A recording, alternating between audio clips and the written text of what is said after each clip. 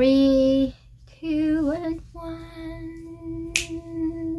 It is a new year. 2022 involved a lot of recollecting ourselves, figuring out burlesque again. What was burlesque? 2023, however, is the year to get back on track. Now that we've kind of stumbled and tumbled and rolled a little bit, it is a new year. It is January, and often at the beginning of each year, you have a whole lot of performers who may want to produce for the very first time. Before you even begin to get into the nitty-gritty of producing, I have a YouTube video that you should be watching right here, all about the things that you should be considering before you start to produce. Today we're going to actually dive into what is producing. There is so much involved.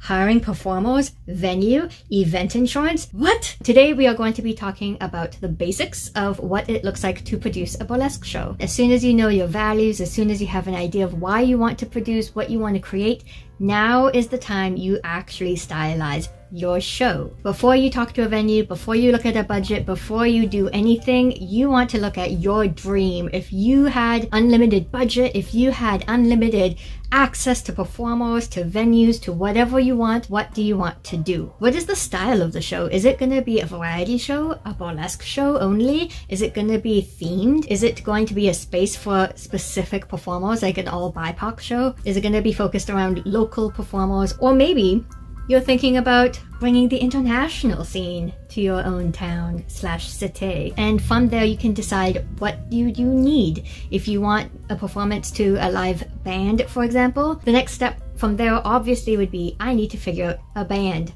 What are the dynamics that go along with having a live band in a show? And along with that, when you're thinking about your show, think about your values and what do you want your show to represent. If you want your show to just be a fun time, you think you need more burlesque in your town if it's a really small scene, then absolutely, that's good enough. For some people though, their shows might go a lot deeper than that and say they need space because they don't have safe spaces in their own city. Or maybe they don't see representation in their city or across stages across North America that they really need to see. So they want to counteract that. When you know your values and what you want to bring with your show and how you want to carry yourself with your show, then you will be able to go from there with, what is my promotion gonna look like? What is my networking gonna look like? How am I gonna talk about my performers and myself? What is the frequency of your show? Are you planning to produce weekly? Monthly?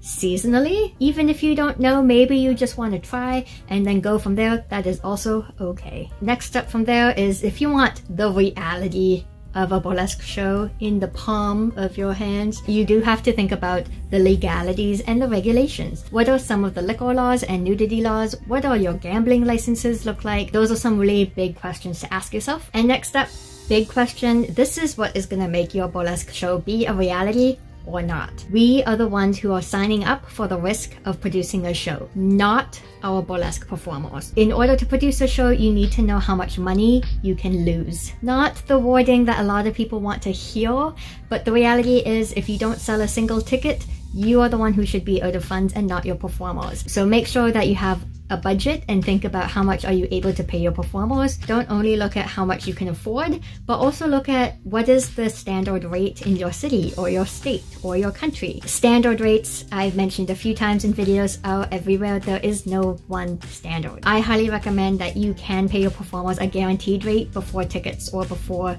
liquor sales or before tips or anything else that you might be paying them with. And when you are creating a budget, what is your breaking even point? How many tickets do you have to sell and at what price do you have to sell for you to break even from all of your performer payments, all of your venue costs, all of your promotional costs? Side note, a lot of producers that I know will aim to break even at about 60 to 75% of their ticket sales.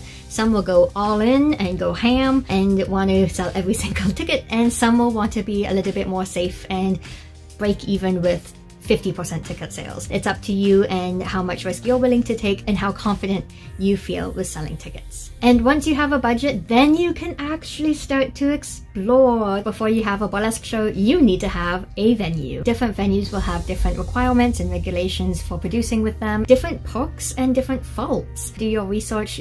Reach out to event coordinators, reach out to venues, ask them if they promote shows for producers as well, or if they don't, ask them what's included, what's not included. Make sure you are asking that they have the correct liquor license, where they can have nudity. Don't be afraid to get creative. So maybe you have restaurants, a theater, a cabaret style venue, a bar, a pub, pretty standard. Or maybe you want to try an outdoor burlesque show and look at outdoor parks or outdoor amphitheaters. Maybe you want to do a show at a zoo or somewhere that's really fun and unique. The sky's the limit, and go for what you want. Do not be afraid to be too weird, too out there, too big. That's what a budget is for. And last as well, when you're talking to venues, make sure you ask if they've had burlesque before. This is incredibly important. If they have had burlesque, then you're gonna find that there's probably a lot more etiquette that they're aware of.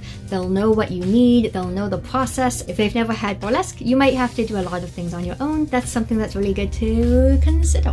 And once you have your venue confirmed, you can dive right into the performers, the ones who make the show a show. Whatever you want your show to be, whatever kind of performers you want, I highly recommend that you curate your show around your values and everything that you reflected on in point number 1. Based on those, you can curate a set list that fits what you want, whether that is the style of performance and the type of acts, or even the stories you want to share, or the type of performers, or the representation that you want to see. Who do you want to represent those values that you have come up with? Some producers will reach out to performers and invite them personally for the show and curate every single act in that show. Other producers will have applications. If you have applications, make sure you are communicating to every single applicant after the application closes so that they know whether or not they've been accepted, and give them a deadline of when they should hear back from you by. And if you have your show, you have your performers, do you want volunteers or staff? So you need these people to work your show no matter what,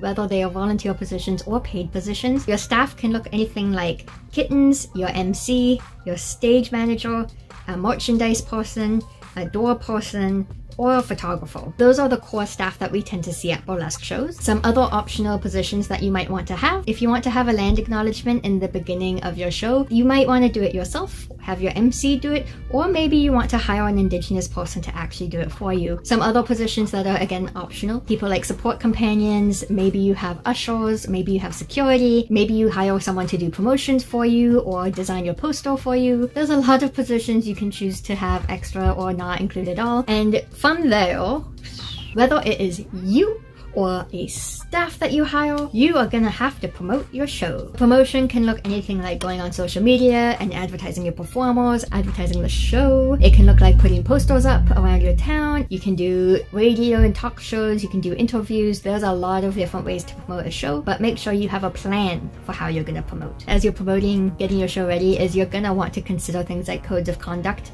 and waiver forms for photos and different things as well. So you're gonna have to make those. Maybe you'll have performer contracts, maybe you won't. Keep everything in writing so you have at least a paper trail if anything comes up. If there's any questions or confusions, then you can at least go back to that paper trail. As you're doing all of this, you're curating your show, you're putting your set lists together, you are getting your show notes from your performers and their music, and then it's showtime. And then the day of the show, you're gonna be running around like you're bleh. That is exactly how you're running around. You are gonna have to set up your merchandise table. If you have merchandise, make sure to have a float. Make sure the tables are all ready.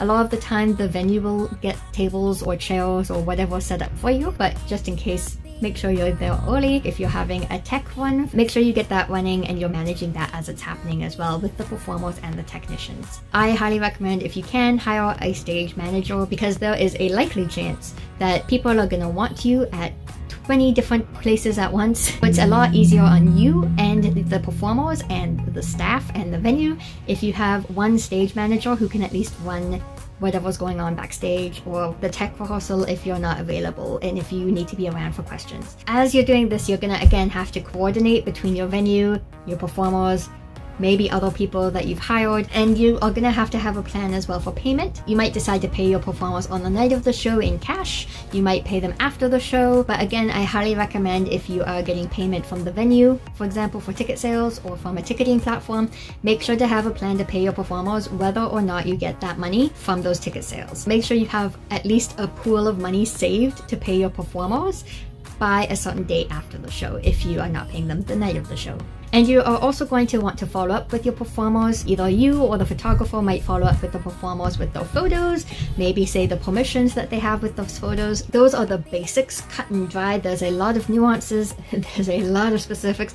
I could dive so deep. I don't know why I keep saying that, but I could dive a lot deeper into all of those topics. If you are a producer who has experience, feel free to comment down below. What are some things that you think are really important for first-time producers to know about the process? What is involved?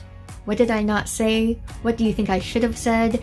What are some tips or advice that you have for new producers? Because it is a lot. Otherwise, if you have questions, if you're a new producer or newer producer, feel free to leave them down below. And I look forward to seeing you next time. Bye!